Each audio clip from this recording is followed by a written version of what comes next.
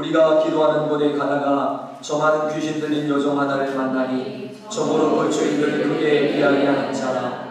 바울과 우리를 쫓아와서 소리질러 가로되 이 사람들은 지극히 높은 하나님의 종으로 구원의 길로 너희에게 전하는 자라 하며 이같이 여러 날을 하는지라. 바울 귀신이 결국하여 돌이켜 그 귀신에게 이르되 예수 그리스도의 이름으로 내가 내게 명하노니 그에게서 나오라 하니 귀신이 즉시 나오니라.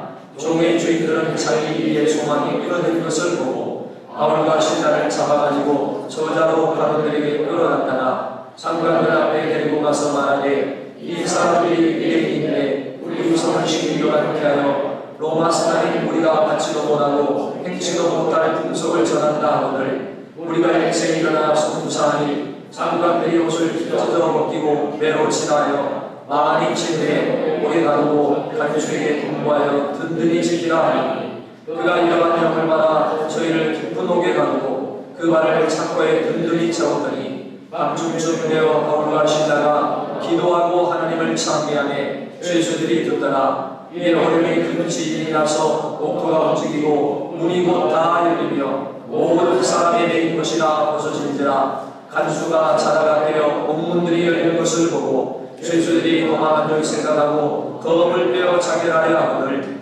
바울이 크게 소리질러 가로되 내 몸을 상하지 말라. 우리가 다 여기 있노라 하니 간수가 등불을 달라고 하며 뛰어들어가 무서워 떨며 바울과 신라 앞에 부복하고 저희를 데리고 나가 가로되 선생들아 내가 어떻게 하여야 구원을 얻으리까 하거늘 가로되 주 예수를 믿으라. 그리하면 너와 내 집이 구원을 얻으리라 하고 주의 말씀을 그 사람과 그 집에 있는 모든 사람에게 전하더라. 아멘.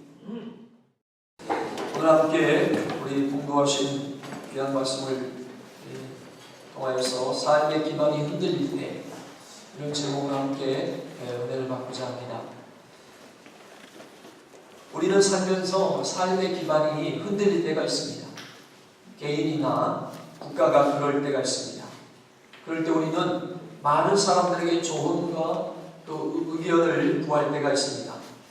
그러나 이것은 상황을 오히려 더 심한 공격에 빠뜨릴 수도 있습니다. 우리도 인생에서 감당하기 어려운 문제들을 만나고 어려움을 당하여서 요즘 내 삶의 기반이 흔들리고 있어서 또는 허물어져 버려서 너무 힘들게 살아가고 계시는 성도님들이 계시다면 이 설교를 통해서 위로받을 수 있기를 바라고 우리 성도들이 다른 사람을 바라볼 때 어떤 관점으로 보아야 하는지를 깨달을 수 있는 지혜를 얻을 수 있기를 바랍니다. 아멘. 사도 바울이 빌립보라는 도시에 들어가서 복음 사역을 할 때 그곳에서 고급 옷감 장사라는 누디아라고 하는 여성들을 통해서 아주 큰 도움을 받게 됩니다. 바울이 빌립보 도시에 들어갔을 때 그들은 여행객이었어요. 거점이 없습니다. 아는 사람도 없습니다. 도대체 무슨 일을 어떻게 해야 될지에 대해 구체적인 계획도 없었습니다. 그러나 기도하는 자리에서 누디아라고 하는 여인을 만났고 이 누디아라는 여인이 바울의 이야기를 듣고 그 말에 순종하여 그 복음 사역의 동역자가 됩니다.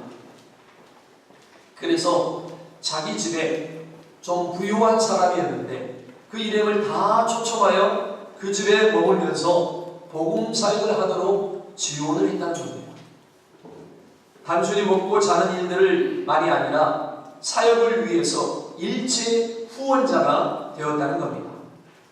바울은 이 집에서 기도하면서 인근에 있는 유대인들이 주로 모여 기도하는 초소를 거점 삼아 복음 사역을 진행하고 있었습니다. 그런데 이 바울 일행이 이 기도 초소를 다니는 길에 꼭 귀신에 사로잡힌 한 여인과 마주쳐야만 했어요. 여러분, 귀신 들린 사람들은 누구나 보면 압니다. 눈빛에 초점이 없어요. 하는 행동이 정상적이지 않습니다. 이런 사람들을 보면 대부분 외면하고 지나치지 상관되기를 원치 않습니다. 사실은 바울도 이 여인이 귀신 들린 사람인 줄 알고 외면했습니다. 그런데 문제는 이 여인이 외면하는 바울의 이름을 뒤쫓아오면서 계속 그들을 힘들게 만들었습니다. 자, 17절을 보십시오. 바울과 우리를 쫓아와서 소리질러 가는데 이 사람들은 지극히 높은 하나님의 종으로 구원의 길을 너에게 전하는 자라며 막 큰 소리치며 떠들었다는 겁니다. 만약에 오늘 여러분이 예배를 마치고 집으로 돌아가는 길에 어떤 사람이 여러분의 가는 길을 뒤에 따라와서 이 사람은 하나님의 백성입니다. 하나님을 섬기는 사람입니다. 하나님의 구원의 복음을 전하는 사람이다 라고 큰 소리로 떠들면 여러분은 속으로 귀신도 나를 알아보는구나. 정말 내가 제대로 된 구원의 백성 맞구나. 이렇게 기쁘고 자랑스러울 것 같습니까? 아니면 굉장히 불편하실 것 같습니까? 계속 따라다니면 이렇게 하는 거예요. 이 사람은 하나님의 백성입니다. 하나님을 섬기는 사람, 하나님의 구원을 전하는 사람. 이게 한 번만 해도 괜찮은데 계속 뒤쫓아다니면서 이러면 여러분 어떠겠어요? 불편하겠죠. 바울도 불편했어요.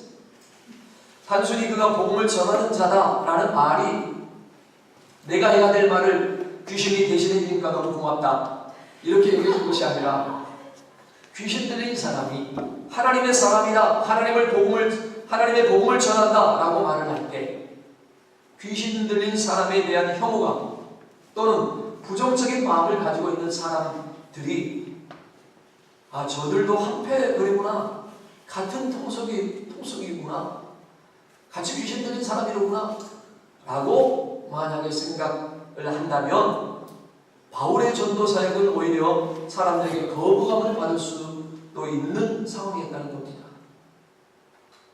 그저 며칠 외면하면 잠잠해지려니 했던 이 문제를 처음에는 회피하려고 했던 바울이 가만히 보니까 안 되겠어. 만날 때마다 그러니까 더 이상 안 되겠다 결심을 했어요.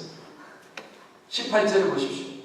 이같이 여러 날을 하는지라 바울이 심히 괴로워하여 돌이켜 그 귀신에게 이르되 예수 그리스도의 이름으로 내가 네게 명하노니 그에게서 나오라. 아멘. 하니까 귀신이 즉시 나왔어요. 여러분 어떤 문제들은 시간이 흐르면 저절로 해결되는 것들이 있습니다. 그건 모른 척하고 회피하면 됩니다. 그런데 회피한다고 해결되지 않은 문제들이 있습니다. 그건 직면해야 됩니다. 여러분 마주쳐야 됩니다. 그리고 담판을 지어야 됩니다. 바울은 지금 이 귀신 들린 여인의 문제를 회피해서는 해결될 수 없다라고 생각하고 직면했습니다. 그리고 예수 그리스도의 이름으로 선포했을 때 이 여인에서 귀신이 물러나갔습니다. 저는 신학교 때 또 목회하면서 귀신 들린 사람을 많이 쫓아본 적이 있습니다. 굉장히 힘들어요. 한 번에 나가면 얼마나 좋겠어요. 바울은 딱 한 번에 다 말을 쫓겨나갔어요. 이거 대단한 거예요. 저도 기도를 꽤 많이 했거든요. 신학교 때 매일 철야하고 산기도 다니고 엄청 기도했는데 한 번 우리 신학생들이 다니엘 기도를 21일 동안 성전에서 모여서 기도하는데 귀신 들린 여자가 온 거예요. 굉장히 센 귀신 왔어요. 딱 나오니까 우리 신학생들이 나도 나갔어. 귀신 쫓아내서 몇 명 나가서 쫓아내는데 이게 한 30분, 40분을 쫓아냈어요. 신학생들이 다 기도 꽤 하는 사람들이거든. 그런데 한 30분이니까 버품을 내고 그때 나가는 거예요. 귀신 쫓겨나서 정상으로 돌아왔어요. 귀신이 또 이제 사람에 따라 달라요. 귀신이 군대 귀신 많이 들어가면 더 힘든 거죠. 귀신이 잠깐 들어가면 조금 들어가면 몇 명 안 된 귀신이 들어가면 나가기 쉬운데 이 군대 귀신 들어가는 귀신 엄청나게 많이 들어간 사람이 있어요. 3,000마리, 50마리 귀신대가 들어간 사람도 있다고 성경에 나와 있잖아요. 그런 사람들은 완전히 강하게 또 계속 싸워야 되고 물리치는데 시간이 많이 걸려요. 어쨌든 이 귀신 들린 여인이 바울의 한마디에 쫓겨난 거예요. 자, 여러분 바울은 지금 이 귀신 들린 여인의 문제를 그래서 회피해서는 안 된다고 생각해서 쫓아냈는데, 자, 그래서 이 여인이 온전한 삶이 되었다는 겁니다. 여러분 우리가 믿고 있는 예수 그리스도 그분이 어떤 분인지, 그분이 가지고 있는 권세가 어떤 것인가를 우리가 이 본문에서 깨닫고 믿을 수 있기를 바랍니다. 멀쩡한 사람에게는 예수 이야기를 해도 그냥 콧방귀를 끼고 말겠지만 눈에 보이지 않는 영적 세계 안에서 이 예수 이름의 권세는 귀신을 제어하는 말 그대로 모든 신들의 신이신 예수 그리스도의 이름이 모든 영적 세계를 다스리는 주권자, 권세자임을 믿어야 할 것입니다. 따라합시다. 예수의 이름에는 권세가 있습니다. 이 귀신 들린 여인이 고침을 받고 온전함을 얻게 되자 생각지 못했던 또 다른 문제가 하나 생겼어요.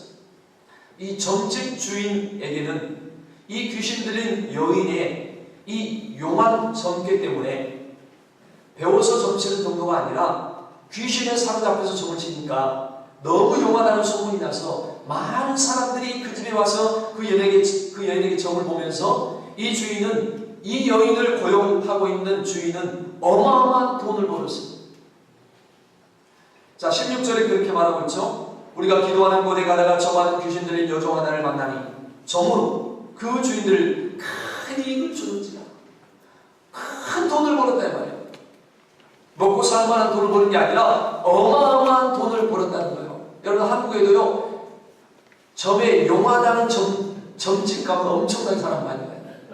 용하다고 소문나면 돈 보따리 싸가지고 가서 무슨 큰 일 있으면 거기 가서 기업가들도 사업가들도 정치인들도 가서 돈 주고 그런 일들이 많아요. 그래서 돈을 엄청나게 버는 그런 점쟁이들도 있어요. 귀신에 사로잡히니까 얼마나 귀신같이 알겠어요. 귀신을 사람에게 되는 과거의 일 모든 걸 다 귀신같이 알아. 그러나 그렇다고 해서 미래의 모든 일들은 잘 몰라요.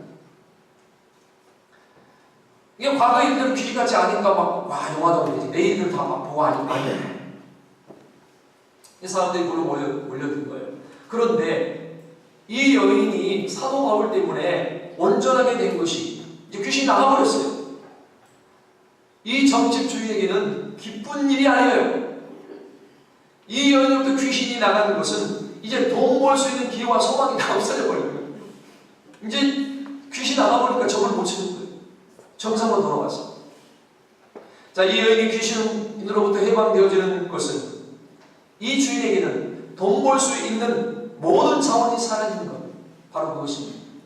이 여인이 삶의 온전함으로 돌아오게 된 것이 그 주인에게는 안정적인 수입의 기반이 허물어지게 되는 일이 되고 말았다는 겁니다. 그러자 그 주인이 가만히 있을 수가 없죠. 같은 업에 종사하는 주변 사람들을 이제 가서 찾아가서 들쑤십니다. 거기 이제 점치는 그런 업을 하는 사람들이 많았던 거예요. 야, 저 인간이 날 이렇게 만들었다. 너도 그렇게 만들지 몰라. 이 사람 내버려 두었다가 우리 다 망할지도 몰라. 그리고 사람들을 선동합니다. 주변에 있는 또 다른 사람들을 선동합니다. 저놈 때문에 이렇게 되었고 이 지역이 이렇게 소란스러워졌고 유대인의 법과 무슨 이상한 법을 우리가 배우지도 지키지도 못할 것을 전한다라고 사람들을 선동하기 시작했습니다. 그리고 바울 일행을 고소했습니다. 여러분 오늘날도 마찬가지인데요. 뜨내기 여행객을 편들어주는 것이 아니라 같이 사는 지역 사람들을 보통 편들어줘요. 무슨 일이 생기면. 자, 사도 바울 일행도 이런 일이 있었다는 겁니다. 심지어 그 지역에서 재판조차도 이 사정을 묻지도 따지지도 않고 여러분 귀신 하나 내쫓는 일이 뭘 그렇게 심각한 일입니까? 그게 처벌을 받아야 할 일이 아니잖아요. 그런데도 사람들은 이 사람을 선동하고 고발하고 고발당한 바울에게 이 관리들은 이렇게 반응했습니다. 22절 23절을 보세요. 무리가 일제히 일어나 송사하니 상관들이 옷을 찢어 벗기고 매로치라 하여 많이 친 후에 옥에 가두고 간수에게 분부하여 든든히 지키라 하니. 자, 그냥 되는 게 아니라 옷을 벗기고 쳤으니까 바울은 어떻게 했어요? 온몸이 피멍이 들었겠죠. 피투성이었을 겁니다. 많이 쳤기 때문에. 그리고 감옥에 가뒀는데 그냥 가둔 것도 아니고 24절을 보니까 착고에 든든히 채웠다. 뭐 얼마나 큰 죄를 지었기에 감옥에 가둬두기도 놓기만 해도 되는데 손발을 다 쇠사슬로 채웠다는 거예요. 여러분, 자기 삶의 특별히 경제적 소득의 기반이 흔들려버린 이 사람이 이렇게 반응했다는 겁니다. 제가 28살 때쯤 그때쯤인 것 같아요. 신학교 다닐 때 서울에 보면 서울에 가면 역마다 청량리, 영등포, 용산, 서울역 앞에는 참여촌들이 다 있어요. 그곳에 다니면서 전도할 때 그곳에는 오전에는 문을 닫고 이제 저녁이 되면 문을 열고 영업을 합니다. 자기들 가게 앞에서 한 20대로 보이는 아주 젊은 여자들이 의자에 앉아있으면서 지나가는 사람들 부릅니다. 오빠 놀다 가세요. 막 지나가면 다 오빠야. 오빠 놀다 가세요. 하면서 유혹을 해요. 그런 집들이 수십 개가 다 붙어 있어요. 옆에 건너편에 보면 그 참여촌이요. 자, 588 청량리 588에 제일 먼저 갔는데 저녁에 불이 쫙 빨간불, 노란불, 파란불 쫙 해서 유리창에 여자들이 거의 막 그 비키니 차림 같이 입고 그렇게 막 유혹합니다. 매주일 저녁에 그 거리에서 전도를 하러 갔어요. 근데 우리가 전도하러 나가면 그 참여촌에 기둥서방과 포주들이 굉장히 싫어합니다. 기둥서방은 그 여자들대로 영업하는 깡패 같은 사람들을 말해요. 그 포주들은 여자들 주로, 포주들은 여자들이 많이 있고 여자 대신 남자들. 그곳에 전도하면 영업하는 그 여자아이들 마음을 흔들리지 말라고 또 영업이 안 된다고 물을 뿌리는 일들도 있고 그 기둥서방들이 올라와서 겁박을 합니다. 막 겁을 주고. 자, 그들에게 있어서 그 젊은 여자아이들은 돈 버는 수단과 상품일 뿐입니다. 그것이 그들의 사고방식이에요.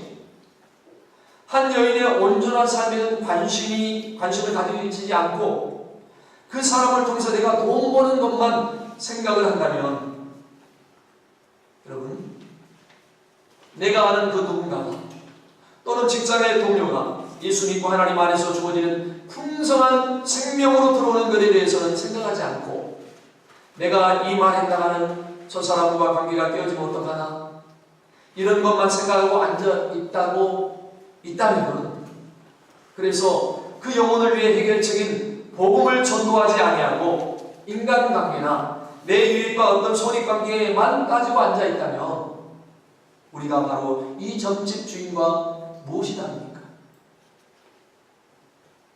때때로 돈 좀 있고 좋은 집에 좋은 차를 타는 분들을 우리가 만나면 우리가 인간적인 관계 때문에 우리가 이런 말을 좀 하죠. 와, 차가 좋네요. 또 좋은 집에 와, 집이 좋네요. 이렇게 칭찬하는 말로 그냥 이런 말을 합니다. 그런데 여러분 한번 생각해 보세요.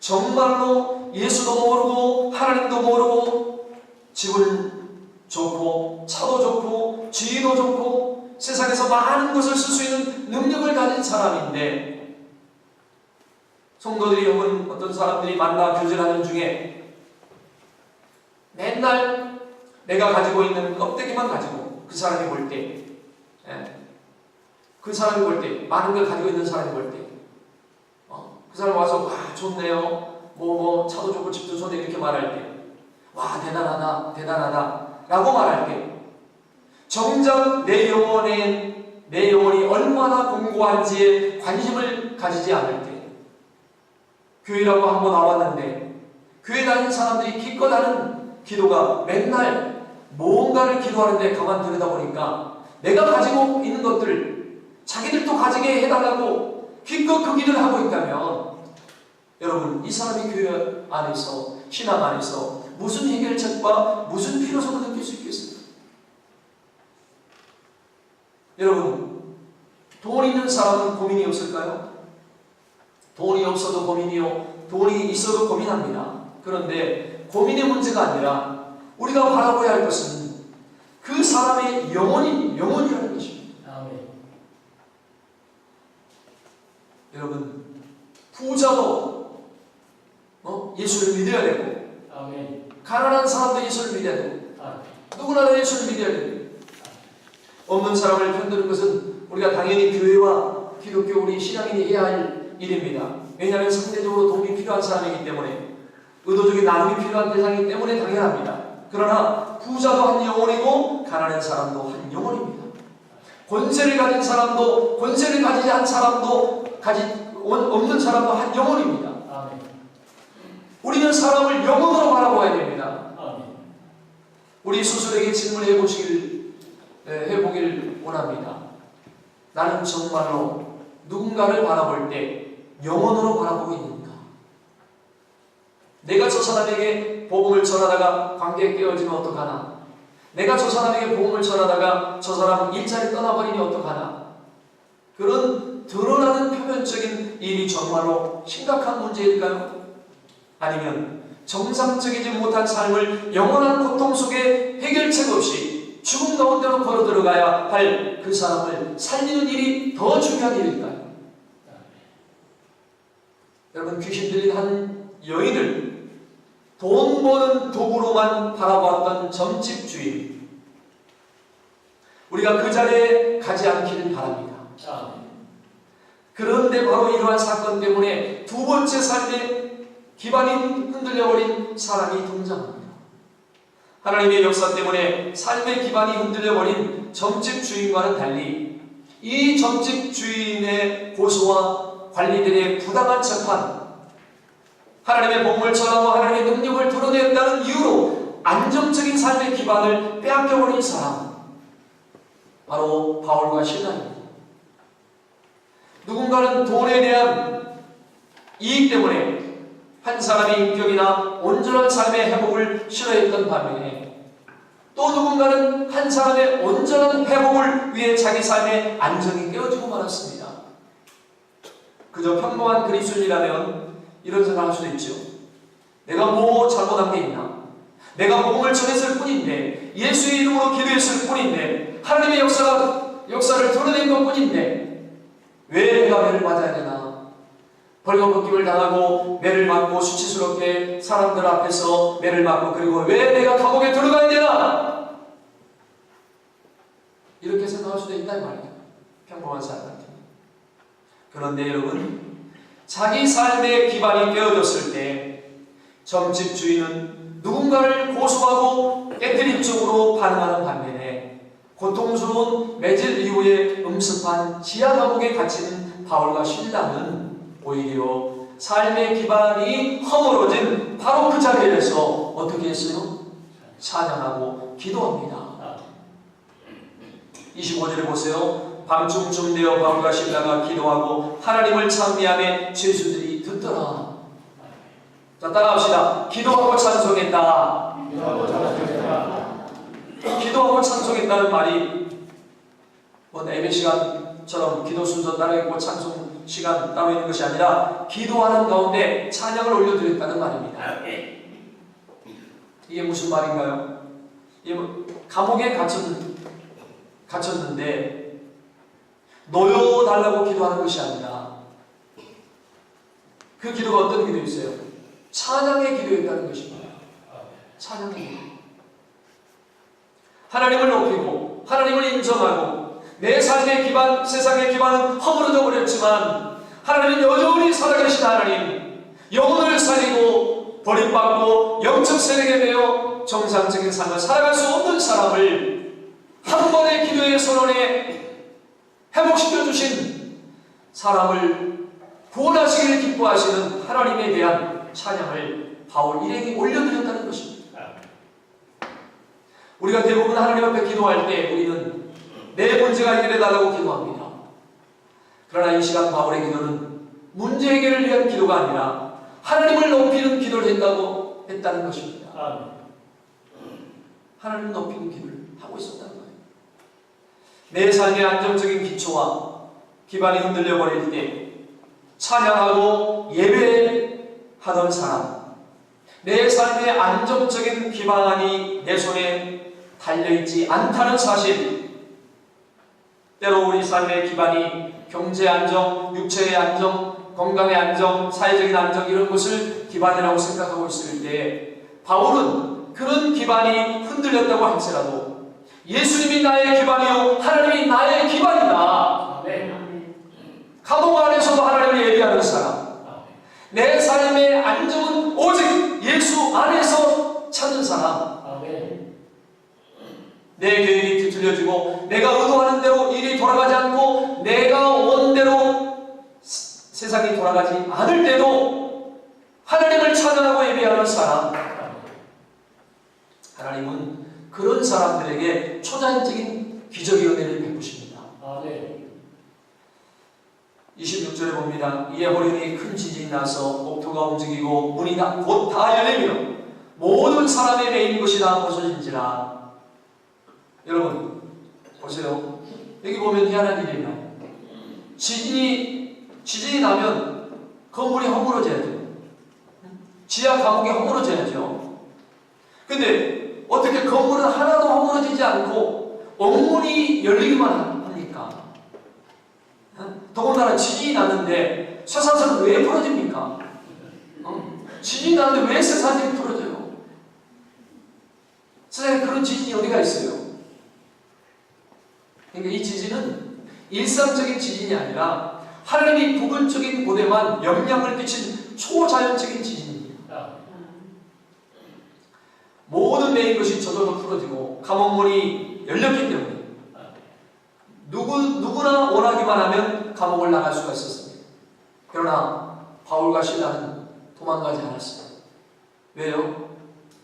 감옥에 갇힌 것 그 자체가 내 삶의 기반이 흔들리는 거라고 그들은 여기지 않았던 겁니다. 그들에게 있어서 감옥은 기도원이었습니다. 감옥은 예배당이었습니다.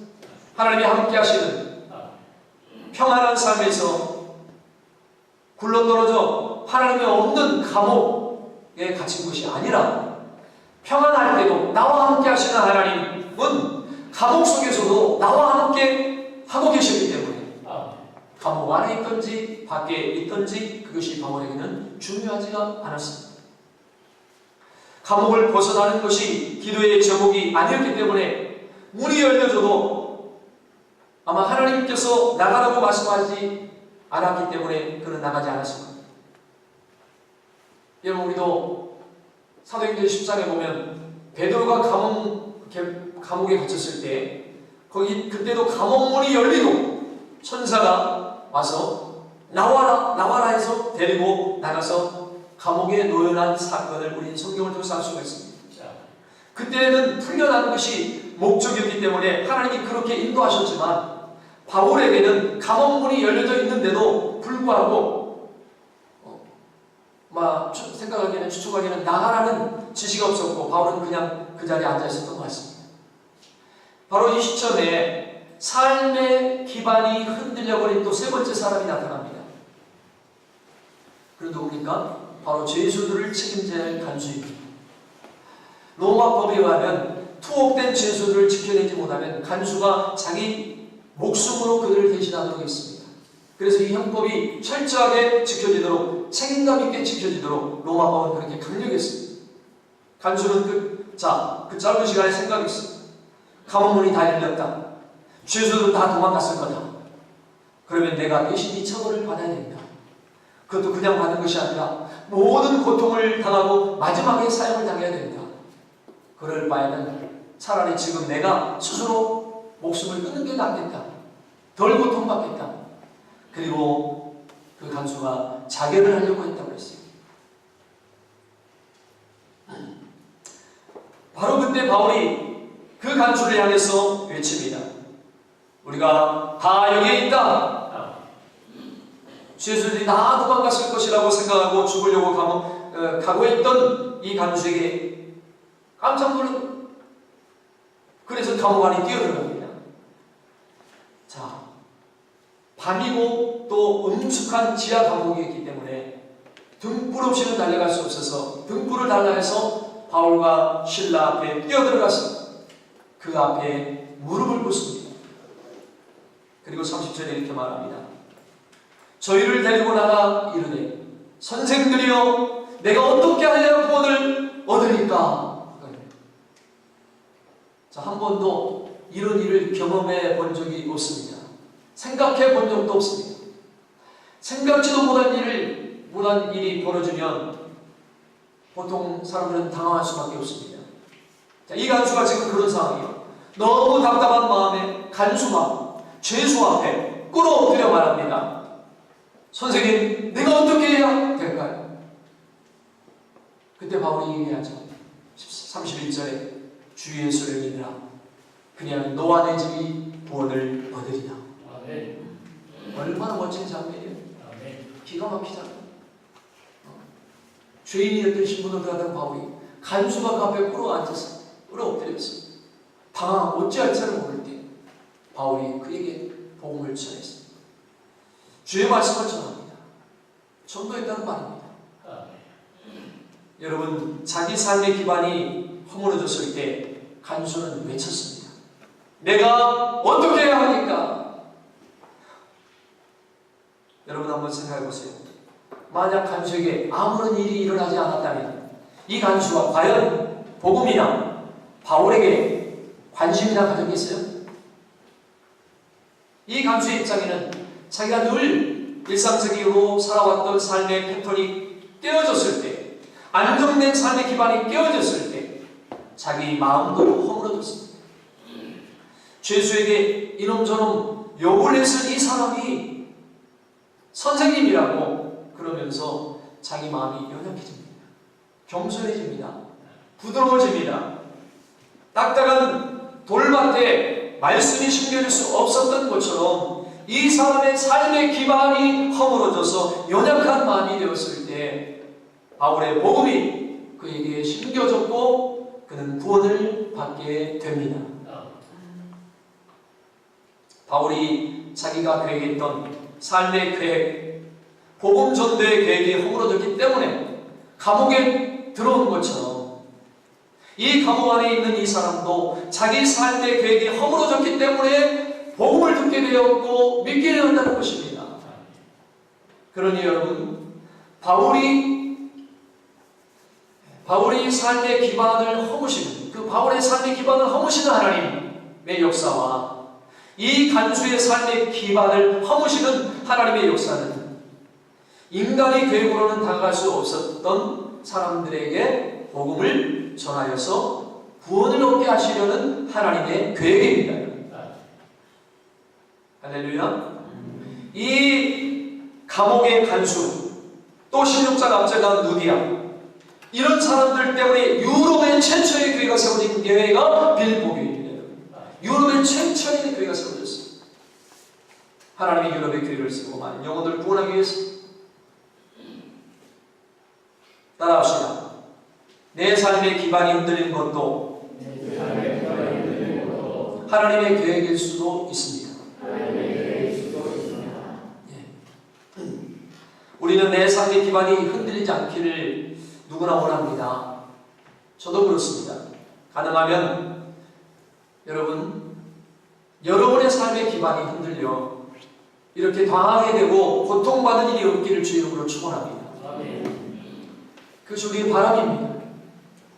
그러나 우리의 바람이 그러함에도 불구하고 그 일을 위하여 기도하고 있음에도 불구하고 찾아오는 어떤 인생의 기반의 흔들림은 하나님의 주권 속에 있는 것이고 하나님의 주권 속에 내가 기도하는 것과는 다르게 나타나는 그 일이 때로는 하나님의 계획일 수도 있다는 사실을 우리는 인정해야 됩니다. 이것이 예수 믿는 사람이 가져야 할 사고방식이에요. 지금껏 당연히 그러하리라 여겨왔던 것들이 흔들리거나 허물어질 때 우리는 당황스럽습니다. 한 번도 그게 문제가 되어본 적이 없었기 때문에 고민을 해본 적도 없고 대책을 세워본 적도 없고 심지어는 너무나도 그게 당연하게 그래왔기 때문에 한 번도 그 일에 대해서 감사해본 적도 없는 어떤 일들이 우리에게 문제로 찾아올 때 우리는 그때 황망하다라고 말할 수가 있습니다. 여러분, 이 정식 주인에게 있어서는 하나님의 역사하심과 은혜 베푸심이 자기 삶의 기반이 흔들리는 일이 되었어요. 여러분, 성도님들에게 제가 간곡히 부탁을 드립니다. 할렐루야. 졸린 사람 눈을 뜨시고, 부탁하고 있는데 졸리고 있으면 저는 못 들죠. 어저께 밤늦게 자가지고 오늘 교회도 못 나온 우리 성도들이 있어요. 이제 일어났다고. 주일날이니까 예배를 드리려면 미리 토요일날 잠을 미리 자고 준비를 해야 되는데 밤새 철야하고 뭘 했는지 이제 일어나가지고 못 왔다고 그래서 너무 안타까워요. 여러분, 자, 여러분, 은혜 받는 일이 내 삶의 기반이 흔들리는 자리로 살아가지 않기를 원합니다. 아멘. 은혜 받는 일이 은혜를 받으면 받을수록 지금 내가 살아가는 삶이 괴롭게 되는, 불편하게 되는 자리라면 그것은 하나님이 기뻐하시는 자리가 아닙니다. 세상 말로 나쁜 짓 하면서 잘 먹고 잘 살고 있는 사람이라면 하나님이 역사하면 하실수록, 말씀 가운데 은혜를 주시면 주실수록, 하나님의 뜻을 깨달으면 깨달을수록 괴로워질 수밖에 없습니다. 왜? 계속 나쁜 짓을 하고 있기 때문에. 은혜 받은 말씀이 나를 괴롭게 하는 거예요. 회개하면 그것이 그렇지 않은데 계속 잘못된 삶을 살고 있을 때는 은혜 받은 것이 괴로운 거예요. 하나님이 은혜를 베푸시는 것이 여러분 기쁨이 되는 자리에 살아가야 될 줄을 믿습니다. 아멘. 하나님이 은혜를 베푸시면 베푸실수록 눈물 흘릴 수밖에 없는 그런 관계 속에 지내고 있다면 그 자리는 옳은 자리가 아닙니다. 여러분, 바람 피고 있는데 주일 설교에 말씀으로 은혜를 받으면 받을수록 그 사람 만날 때마다 얼마나 괴롭겠어요. 하나님의 은혜를 주시면 주실수록 기뻐져야 되는데 괴로워지고 불편해지는 자리.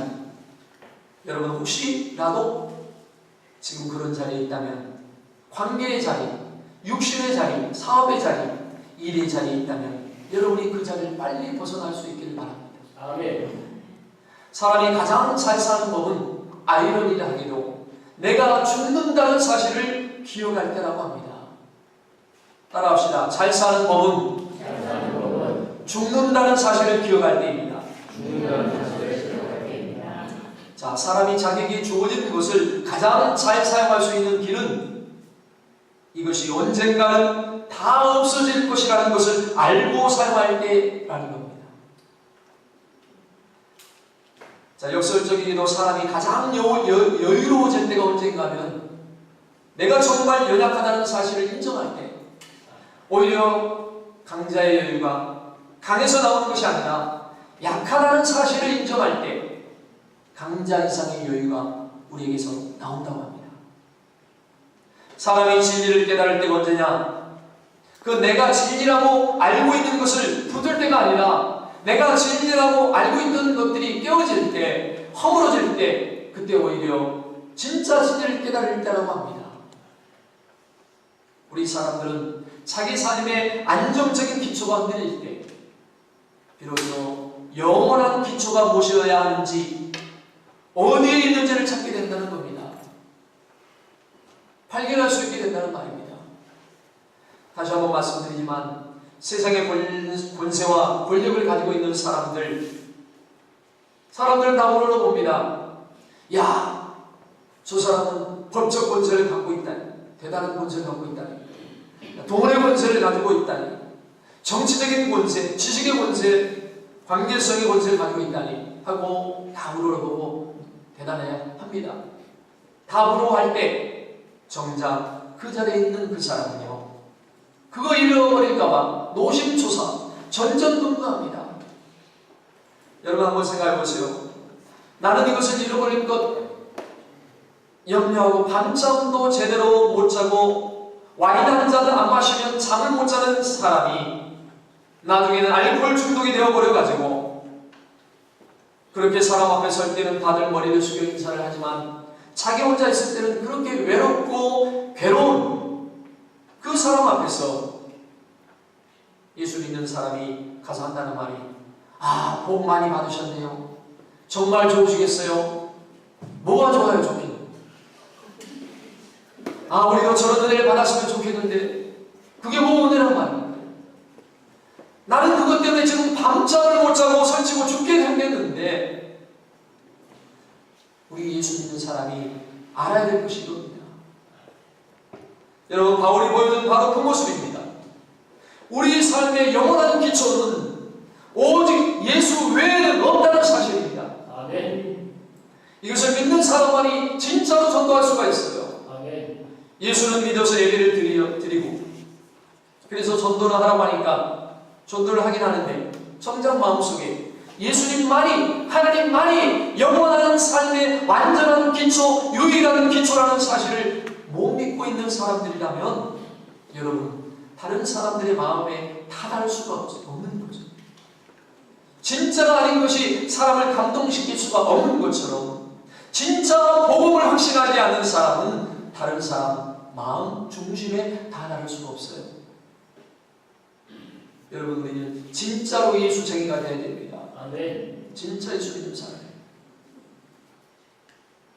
예수 믿어서 예수 믿는 방법을 통해 세상 사람들이 추구하는 삶의 든든한 기초를 얻으려고 믿음을 이용해서 허물어지는 세상을 든든한 기초로 삼으려고 하는 사람들은요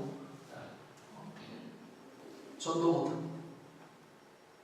사람을 교회로 데리고 올 수는 있겠지만 어떤 방법으로든지 그러나 진짜 전도를 못합니다. 여러분 도를 전하는 게 전도 아닙니까? 여러분 도를 바른 도, 진리 그 사람이 뭘 전하겠습니까? 여러분 시편 18장 2절 보세요. 여호와는 나의 반석이시요 나의 요새시요 나를 건지시는 자시요 나의 하나님이시요 나의 피할 바이시요 나의 방패시요 나의 구원의 뿌리시요 나의 산성이시로다. 여러분 삶의 기반이 흔들릴 때마다 요동치 않게 나의 반석이 되어주시고 적의 공격이 심할 때 나의 요새가 되시고 나의 방패가 되시고 나의 산성이 되신 하나님, 내 삶의 든든한 기반은 오직 하나님밖에 없다는 고백 아닙니까? 우리에게 이런 고백이 있어야 됩니다. 아멘. 저는 우리 모두가 진짜 예수 믿는 그리스찬, 그리스도인이 돼야 됩니다. 예수 믿는 사람이 돼야죠. 여러분 세상의 돈은 예수라는 든든한 기반 위에 서서 예수의 뜻을 위하여 사용해야 할 도구이지 돈은 기반이 아닙니다. 지식, 예수를 위해서 지식의 영역 안에서 다른 사람들이 구원에 이르도록 하나님을 알도록 사용할 도구가 되어야지 지식이 기반이 아닙니다. 시간 흐르고 나면 지식이라는 것이 다 바뀝니다. 관계성이요, 건강, 그것도 내 삶의 든든한 기반이 아닙니다. 예수라는 기반 위에 그걸 잠시 누리고 사용해서 주의 나라를 위하여 살고 영혼을 위하여서 살고 뜻을 위하여서 사는 것뿐이지 도구일 뿐이지 여러분 그게 기반이 아닙니다. 우리가 꿈꾸고 있는 삶의 기반을 여러분 우리는 다 내려놓고 오직 주님만이 든든한 나의 삶의 기반이라는 이 바울의 고백을 우리도 할 수 있어야 됩니다. 아멘. 도구는 있으면 있는 대로 쓰고 없으면 못 쓰고 그게 다입니다. 거기까지입니다. 바울이 이 빌립보라는 지역에 가게 되기까지는 마게도의 환상이 있었죠. 자, 16장 9절 10절 한번 같이 읽어보십시다. 16장 9절 10절 다 같이 시작. 밤의 환상이 바울에게 보이니 마게도냐 사람 하나가 서서 그에게 청하여 가는데 마게도냐로 건너와서 우리를 도우라 하거늘 바울이 이 환상을 본 후에 우리가 곧 마게도냐로 떠나기를 힘쓰니 이는 하나님이 저 사람들에게 복음을 전하라고 우리를 부르신 줄로 인정합니다. 자, 꿈에 환상을 보았습니다. 건너와서 우리를 도우라 마게도냐 사람이. 자, 여러분 우리를 도우라 그러면 바울이 뭘로 저들을 도우나 고민할 수 있을 것 같아요. 뭘로 도우나? 근데 바울은 건너와서 도우라 이 부름 앞에 즉각 어떤 생각을 하느냐? 저 사람들에게 복음을 전하라고 하는구나. 다시 말하면 여러분 사람을 돕는 최고의 방법은 복음을 전하는 것입니다. 우리가 누구를 돕는다고 한들 얼마나 도울 수 있겠어요? 우리가 돕는다고 한들 저들의 문제 전체를, 인생 전체를 다 책임질 능력이 없습니다. 우리에게는 없습니다. 길거리에 있는 사람들 우리가 도와주면 도대체 얼마나 도와줄 수 있겠어요? 그들의 인생을 책임질 수는 없습니다. 당연히 우리가 도와줘야 되니까 어려운 사람 구제를 한번 도와줘야 하겠지만 그것만 가지고는 해결이 되지 않습니다. 그래서 그들의 문제를 진짜 책임져 줄 수 있는 예수님을 전해야 되는 거예요. 예수 전하지 않고 돕는 것은 다 임시방편입니다. 계속 바울은 말합니다. 우리 노미자 원사님이 지금 한국에 있는 대구 보건대학과 함께 만나가지고 우리 젊은이들을 직장으로 알선하고 인도했습니다. 그러나 그것도 좋은 일이지만 더 귀한 것은 이곳에 와서 예수님을 만나서 구원받게 하는 것. 아멘. 그것이 가장 귀한 일입니다. 아멘. 그거보다 더 귀한 일이 어디 있겠어요? 그 영혼이 구원받아서 하나님의 자녀 됐다는 것, 영원한 생명을 얻었다는 것, 그보다 더 큰 축복이 없다. 아멘.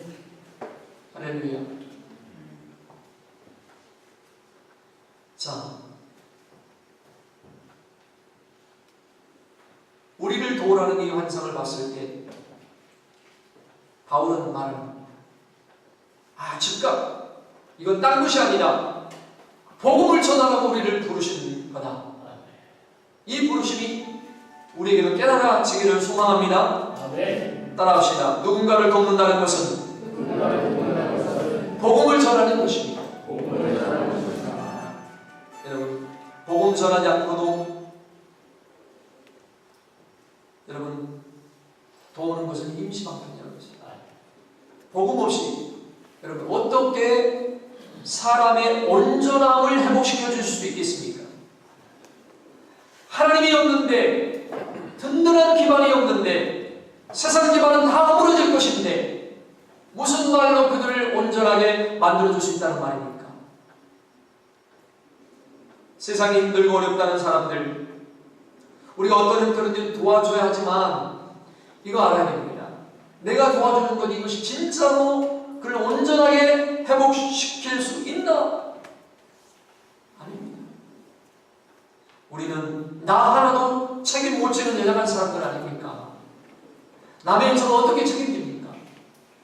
남편과 아내도 내 마음으로 하나 못 받아들여서 책임 못 지고 맨날 전전긍긍하고 사는 게 우리 인생인데, 여러분 또 다른 사람을 어떻게 책임진다는 말입니까?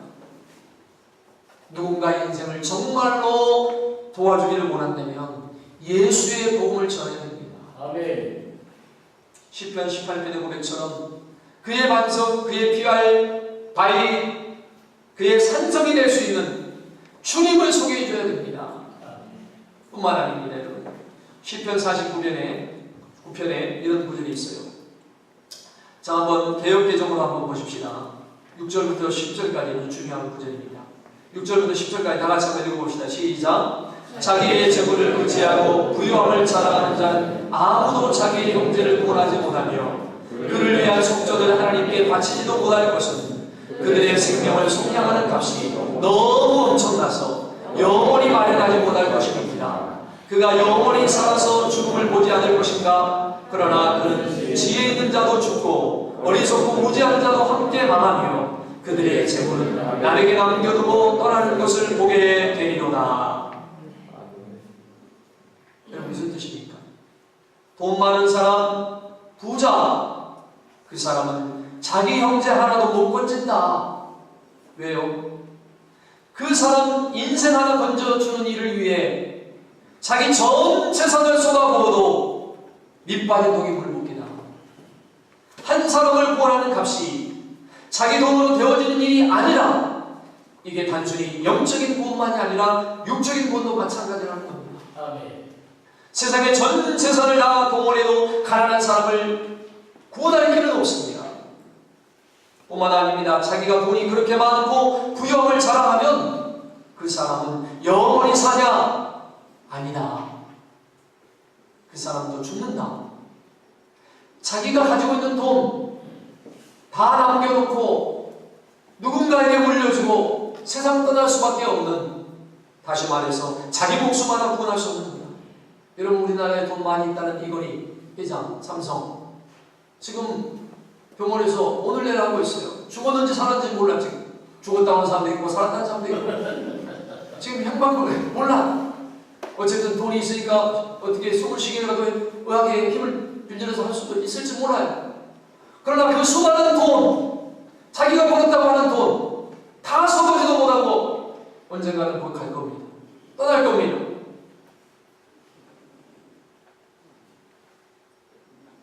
다른 사람에게 남겨주고 물려주고 세상 떠날 수밖에 없는, 자기 목숨 하나 구원할 수 없는 돈입니다. 여러분, 영원한 구원은 오직 주님께만 있습니다. 아멘. 주님께만. 영원한 반석은 오직 주님께만 있습니다. 아멘. 이걸 전해야 됩니다. 우리 모두가 이 진리를 붙들어야 되고 이 진리를 누군가에게 전해야 됩니다. 아멘. 자, 16장의 초반부에 누디아라는 여인, 이 이야기가 나오는데 이 여인은 기도하는 처소에서 바울을 만났습니다. 바울의 말을 들었습니다. 바울의 말을 청종했습니다. 그때부터 바울의 사역에 동역하기로 결심하고 자기 집에 모시고 경제적인 후원자가 되었습니다. 다시 말해서 자기 삶의 기반을 복음을 위한 기반이 되도록 전용하고 또 활용하고 또 사용하고 헌신한 사람이 바로 루디아입니다. 우리가 가지고 있는 삶의 기반이 여러분 뭡니까? 어떤 사람은 인간관계일 수도 있고 어떤 사람은 원숙한 인격일 수도 있고 또 어떤 사람은 내가 작은 가게라도 운영하고 있기 때문에 시간과 물질이 아주 작은 요인이라고 말할 수도 있고 어쨌든 자기 삶의 기반, 내가 서 있는 그 기반을 복음 전도를 위한 기반으로 내어놓고 활용할 수 있도록 헌신하는 것, 그게 바로 루디아가 우리에게 보여준 삶의 모습입니다. 여러분, 오직 주님만을 든든한 삶의 기반으로 삼으시기를 축복합니다. 아멘. 그리고 내가 활용하고 살고 있는 여러 기반들을 복음을 위하여 사용하는 여러분들 되시기를 바랍니다.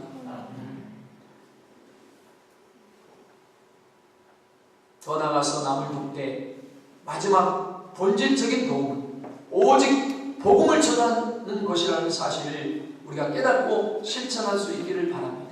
아멘. 따라합시다. 복음 전도의 기지가 됩시다. 전도의 기지가 됩시다. 여러분 삶의 자리가 그런 자리가 되어야 되고 여러분이 사무실 한 칸이라도 있다면 그 사무실 한 칸이 사람을 만나 복음을 전하는 기지가 될 수 있도록 사용하고 헌신할 때 주께서 은혜를 베푸실 거라는 겁니다. 아멘. 여러분, 이 자두장사 루디아는 바울의 복음을 전하는 데 뒷받침이 되었고 자기 집을 사용하고 그 물질을 원해서 하나님의 동역자가 된 이 루디아는 보세요. 그 일 때문에 하나님의 생명책에 그 이름이 기록되지 않았습니까? 아멘. 수천 년이 지난 사람들에게 루디아라는 이 여인 믿음의 모습, 아름다운 그리스도의 향기를 하나님을 섬겼던 모습을 기억하고 전하고 있지 않습니까? 여러분, 어떤 인생이 값진 인생입니까? 어떻게 우리가 살아야 됩니까? 그냥 이곳에 와서 돈 벌고 잘 먹고 잘 살다가 놀다가 가요? 이 독일 땅에 뭐 하러 우리가 왔나요?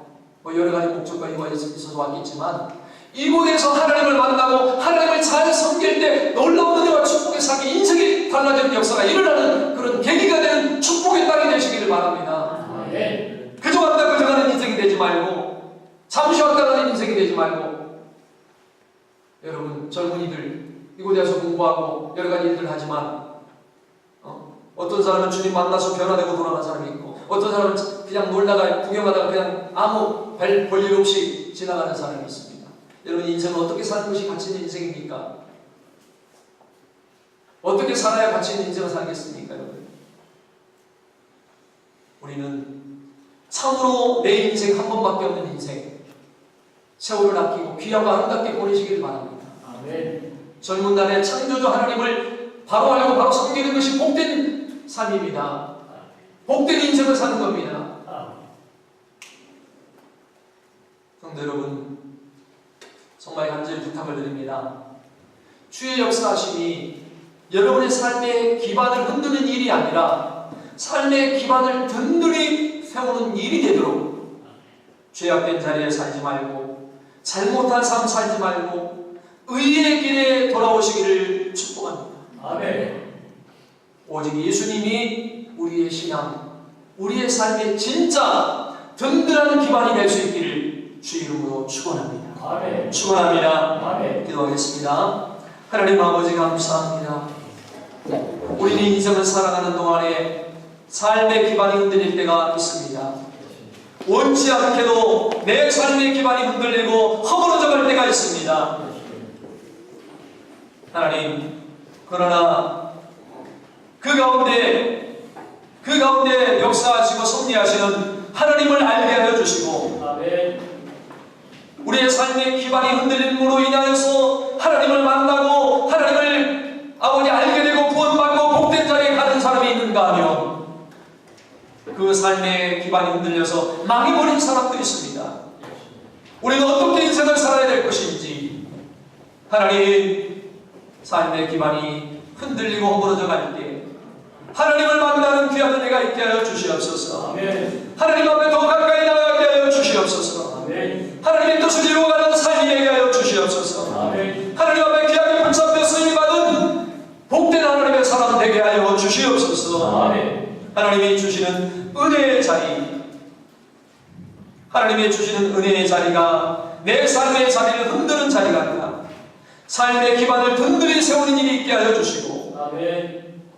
하나님 의의 삶으로 하나님께 영광 돌리는 삶으로 살아갈 수 있게 하여 주시옵소서. 아멘. 우리의 신앙이 진짜로 든든한 기반이 될 수 있기를 아버지 간절히 바라고 원합니다.